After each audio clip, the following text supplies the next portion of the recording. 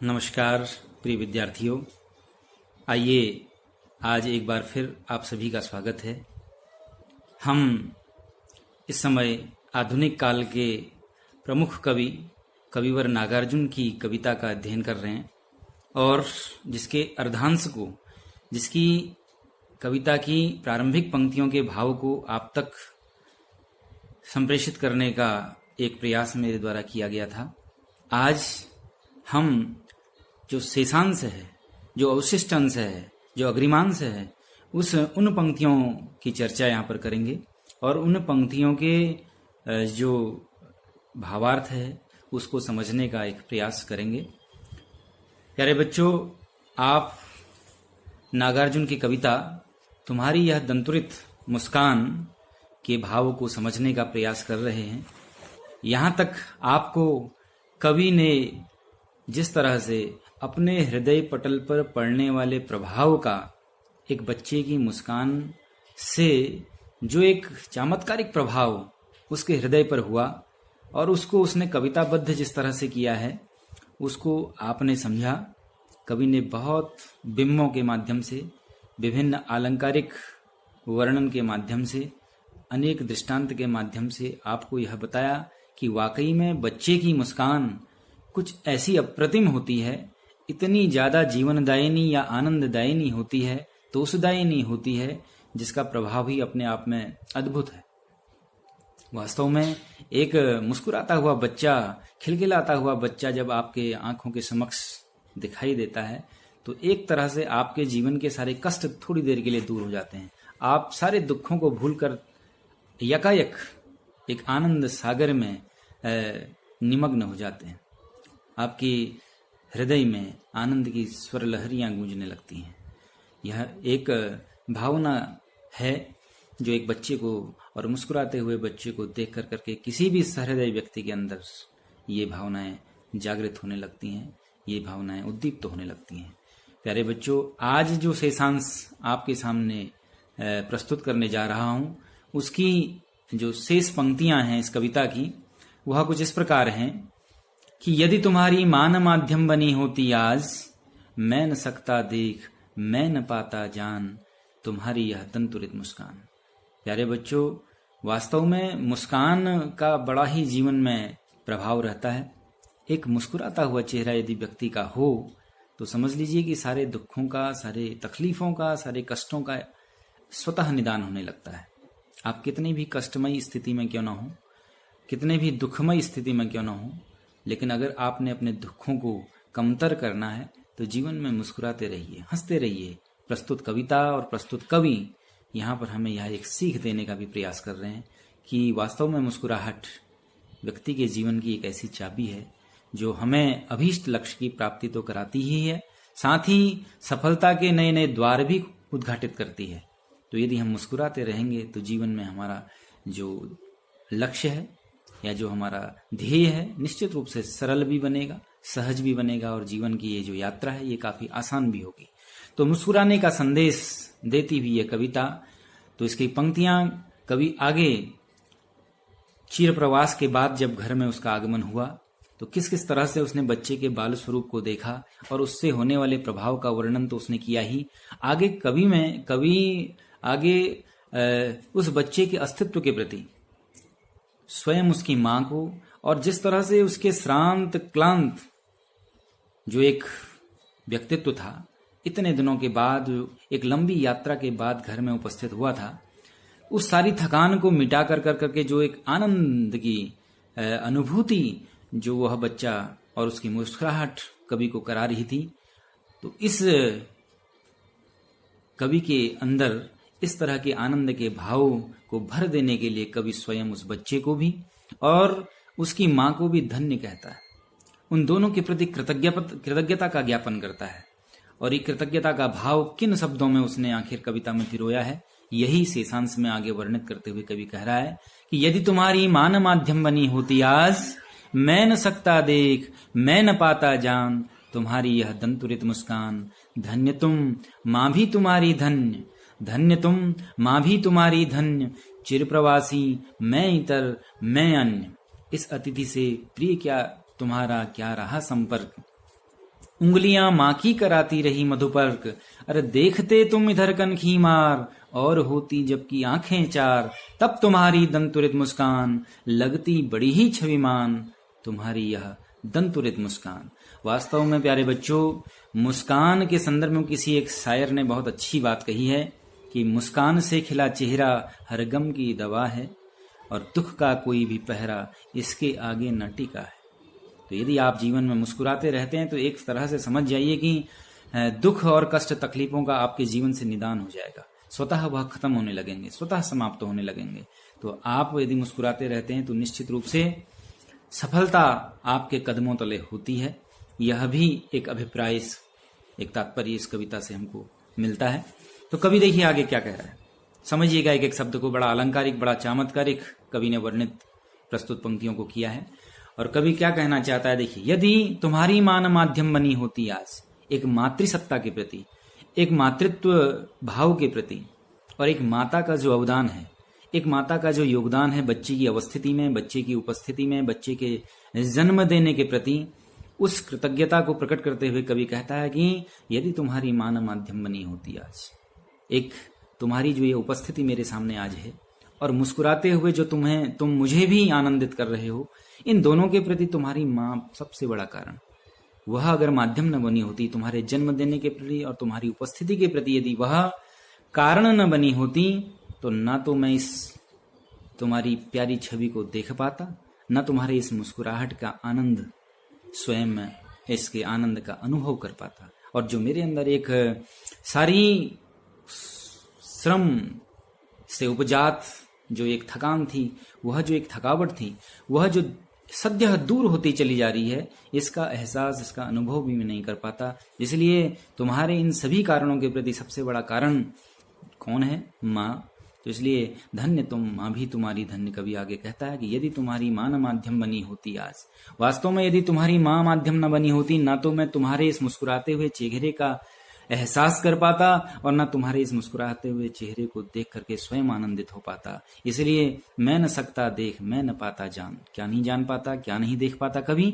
तुम्हारी यह दंतुरित मुस्कान, तुम्हारी यह हंसती खिलखिलाती हुई और नवोद्भिन्न दांतों से और भी ज्यादा एक दोगुने उत्साह के साथ उत्साहित कर देने वाली जो तुम्हारी यह मुस्कान है, इसके असर को ना तो मैं देख पाता, न स्वयं इसका अनुभव कर पाता। इसलिए तुम्हारी माँ धन्य है। ये कृतज्ञता का भाव प्रकट करते हुए कवि ने बात कही।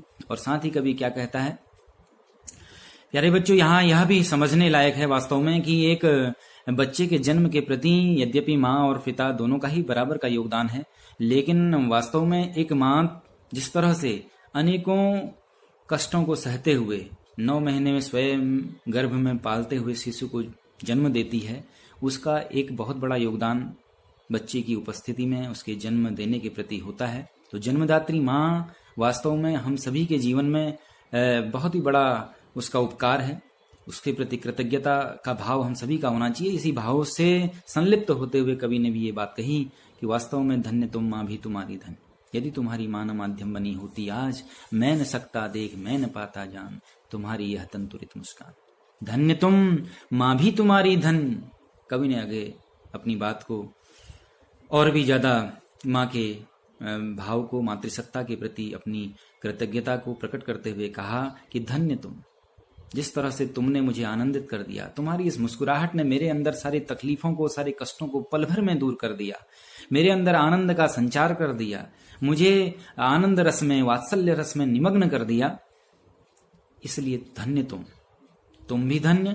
और तुम्हारी इस उपस्थिति के पीछे, तुम्हारे इस मुस्कुराते हुए चेहरे के पीछे, इस उपस्थिति के पीछे जो है प्रमुख कारण, वह जो माध्यम है, वह तुम्हारी माँ, वास्तव में वह भी धन्य है, क्योंकि उसने जिस तरह से तुम्हारी परवरिश की, तुम्हें जन्म दिया और तुम्हें इस तरह से मुस्कुराने का एक अवसर प्रदान किया, वह माँ भी तुम्हारे वाकई में धन्य है। क्योंकि मैं तो कैसा हूं, चिर प्रवासी मैं इतर मैं अन्य। मैं तुम्हारे मुस्कुराते हुए चेहरे के पीछे बहुत बड़ा कारण नहीं हूं। मैं तो यदा कदा आवागमन मेरा घर पर होता है। मैं तो एक प्रवासी की तरह जीवन जीने वाला व्यक्ति, एक अतिथि की तरह मेरा आगमन घर पर होता है। अतिथि का तात्पर्य ही होता है प्यारे बच्चों, न तिथि अतिथि, जिसकी कोई तिथि निर्धारित नहीं होती, जिसकी कोई तिथि, कोई डेट तय नहीं होती कि वो किस दिन आएगा, कब पहुंचेगा, कब आएगा। तो वास्तव में कभी भी कुछ इसी तरह का है, वो अतिथि की तरह आया जाया करता है। तो आए जाने वाली स्थिति जब एक पिता की हो जाएगी तो उसका एक बच्चे के प्रति बहुत बड़ा योगदान फिर नहीं रह पाता। तो इसलिए कवि ने अपने आप को कहा कि मैं तो चिर प्रवासी हूँ, एक लंबे समय से दीर्घ काल से प्रवास पर रहता आया हूँ, दूर देश में रहता हूँ, और जब भी मैं आता हूँ तो एक अतिथि की तरह मेरा पल भर के लिए, अल्पकाल के लिए, अल्पकालिक समागम मेरा होता है, और उसमें हम एक दूसरे से सही से परिचित भी नहीं हो पाते और एक दूसरे के योगदान को भी सही से समझ नहीं पाते। इसलिए जितनी भी तुम्हारे अंदर ये मुस्कुराहट है, जितनी भी तुम्हारे इस बाल स्वरूप को एक संवारा सजाया गया है, वो उसमें सबसे बड़ा योगदान तुम्हारी माँ का है। इसलिए धन्य तुम माँ भी तुम्हारी धन्य, मैं तो चिर प्रवासी, मैं इतर मैं अन्य। कवि अपने आप को इतर कहता है, एक अन्य सा व्यक्ति कहता है, अपने आप को कहता है कि मैं तो एक अन्य सा व्यक्ति, एक पराया सा व्यक्ति हो गया हूं। क्योंकि यदा कदा आगमन होने से एक जो इंटीमेसी है, जो एक बहुत अंतरंगता है, वह हम दोनों के बीच संस्थापित नहीं हो पाई। इसलिए तुम्हारे योगदान के पीछे वास्तव में माँ का बहुत बड़ा योगदान है। मैं चिर प्रवासी, इतर मैं अन्य, इस अतिथि से प्रिय तुम्हारा क्या रहा संपर्क। हे मेरे प्रिय बालक, हे मेरे प्रिय बच्चे, मैं तो एक अतिथि की तरह, एक अतिथि के रूप में यदा कदा जब आता हूं तो बहुत लंबे समय तक घर पर मैं रह भी नहीं पाता, जिसके कारण तुम्हारा और मेरा बहुत एक जो रागात्मक संबंध है, एक जो प्रेम पूर्ण संबंध है, वो बहुत दीर्घ काल तक रह नहीं पाता, एक लंबा समय तक हमारा संपर्क नहीं हो पाता। तो देखिए, एक दूसरे के प्रति बहुत ज्यादा अंतरंगता कब आएगी? जब हम एक दूसरे के निकट होंगे, नैकट्य हम दोनों के बीच होगा। तो बच्चा और पिता अगर दोनों साथ साथ रहेंगे तो दोनों में प्रेम संबंध वाकई में प्रगाढ़ होंगे। लेकिन यहाँ स्वयं पिता प्रवासी है और यदा कदा उसका आगमन अतिथि की तरह होता है, तो कभी कहता है मैं चिर प्रवासी और मैं इतर मैं अन्य, इस अतिथि से प्रिय तुम्हारा क्या रहा संपर्क। हे मेरे प्रिय बच्चे, मैं एक अतिथि की तरह जब आता जाता हूं तो बहुत ज्यादा स्थायी एक संपर्क हमारा तुम्हारा नहीं हो पाता, लेकिन मैं ये यकीन के साथ कह सकता हूं, कभी कहता है कि उंगलियां माँ की कराती रही मधुपर्क। वाकई में तुम्हारे अंदर जो एक मिठास घोलने का काम, तुम्हारे इस मुस्कुराहट के पीछे जो एक बहुत बड़ा त्याग है, बहुत बड़ा एक समर्पण है, बहुत बड़ा एक योगदान है, वो तुम्हारी माँ का है। उस माँ की प्रेम पूर्ण जो आत्मीयता से, मिठास से भरी जो उंगलियां बार बार संस्पर्श करके तुम्हारे जीवन में मिठास घोलने का कार्य करती है, वाकई में वही तुमको मधुपर्क कराती रही। ध्यान से समझिएगा प्यारे बच्चों, मधुपर्क हमारे हिंदू रीति रिवाज में, एक धार्मिक अनुष्ठान में देवताओं को चढ़ाने वाला एक पदार्थ है, जिसमें 5 चीजों का, 5 अमृत तत्व जो माने जाते हैं हमारे यहाँ, वो हैं दूध, दही, घी, शहद और जल। इन पंचामृत का, इन 5 अमृत का सम्मिश्रित करके, इनको मिश्रण कर करके हम देवतादि को इसका एक समर्पण करते हैं, उनका स्नान इत्यादि भी कराते हैं। तो यह एक श्रद्धाजनित भाव है जो पंचामृत के माध्यम से हम देवताओं को समर्पित करते हैं, और यह एक प्रसन्नता और आह्लाद से भरा हुआ एक सम्मिश्रण है, जहां हम देवता की प्रसन्नता के लिए यह सब भी करते हैं। तो जिस तरह से पंचामृत देवतुल्य देवताओं को जिस तरह से एक चढ़ाया जाता है, ठीक वैसे ही पंचामृत के समान मधुपर्क जो एक प्रतीक के रूप में है। इस मधुपर्क यद्यपि देवताओं के लिए चढ़ाने वाला एक पंचामृत है, लेकिन यहाँ कवि ने उसका उस भाव का जो संयोजन है, उसको निबद्ध किस तरह से किया है उसे आप समझें। उंगलियां माँ की कराती रही मधुपर्क, तुम्हें तो माँ की उंगलियां, माँ का प्रेम भरा जो संस्पर्श है। माँ कभी अंगुली से चलने के बहाने, कभी विभिन्न प्रकार के प्रलोभन अंगुलियों के माध्यम से देने से, और कभी कभी अंगुलियों से थपकी इत्यादि देने से, कभी अंगुलियों से प्यार और दुलार करने के माध्यम से, विभिन्न तौर तरीकों के माध्यम से अपना प्रेम न्यौछावर करती है एक बच्चे पर। तो इसलिए कवि ने कहा कि मैं तो बहुत ज्यादा प्रेम भी तुम्हारे ऊपर न्यौछावर नहीं कर पाया, तुम्हें तो जीवन भर माँ ने ही क्या किया, एक मधुपर्क दिया, एक आत्मीयता से, अपनेपन से, और एक मिठास से भरी हुई जो एक दुलार होता है, एक जो आपसी प्रेम होता है, वो माँ की अंगुलियां तुम्हें मधुपर्क कराती रही, एक प्रेम भरी, प्यार भरी, मिठास भरी, एक पंचामृत के समान तुम्हें पान कराती रही। वो इसलिए माँ के अवदान को और भी विशिष्टता के साथ कवि ने इस पंक्ति के माध्यम से वर्णित किया है। आगे कवि क्या कहता है देखिएगा, कि देखते तुम इधर कनखी मार। ये मुहावरे का प्रयोग भी देखिए, कवि खड़ी बोली के सिद्धहस्त कवि हैं कविवर नागार्जुन। तो उन्होंने संस्कृतनिष्ठ शब्दावली के साथ साथ कुछ मुहावरों का भी प्रयोग किया है। देखिए, देखते तुम इधर कनखी मारना, अर्थात वक्र दृष्टि से देखना जिसे कहा जाता है। कुछ इस तरह से जब आप तिरछी निगाह से बच्चा बांकपन से जब देखता है तो उसका जो मुस्कुराहट है वह और भी ज्यादा प्रभावोत्पादिका मुस्कुराहट हो जाती है और उसकी मुस्कान में जैसे समझ लीजिए कि 4 चांद लग जाते हैं। तो देखते तुम इधर कनखी मार, जब तुम मुझे कनखी मार के तिरछी निगाह से देखते हो, वक्र दृष्टि से देखते हो, और होती जबकि आंखें चार। आंखें चार होना भी मुहावरा है, अर्थात प्रेम होना, आंखें चार होना। तो देखिए, जब तुम कनखी मार के देखते हो तो और होती जबकि आंखें चार, तब तुम्हारी और हमारी आंखें चार होती हैं। हम दोनों एक दूसरे के प्रेम में संलिप्त हो जाते हैं, हम दोनों एक दूसरे के प्रेम में सराबोर हो जाते हैं, प्रेम में डूब जाते हैं।